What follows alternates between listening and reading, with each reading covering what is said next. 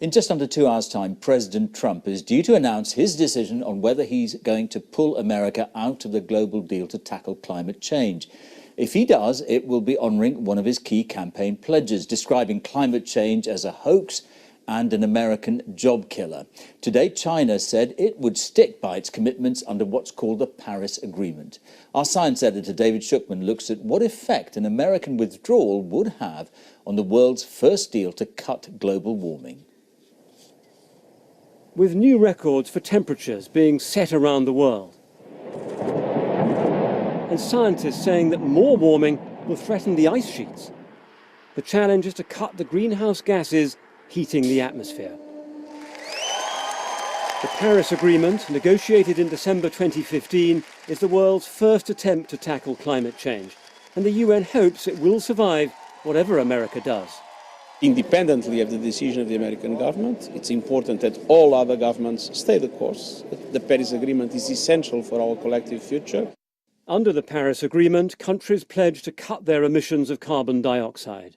The aim, to limit the rise in global average temperature to 2 degrees, with a promise of $100 billion a year for poor countries to cope with the effects. But Mr. Trump has long been opposed. We're going to cancel the Paris Climate Agreement.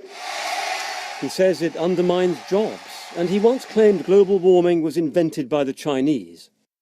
Donald Trump says he's been hearing arguments from both sides. So what are his options? Stay in the Paris Agreement, but demand a review of the US role.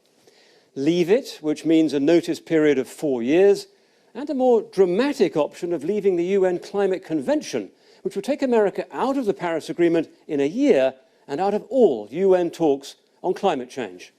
The Paris Agreement took us onto the right road, but it didn't go far enough or fast enough in order to solve the problem.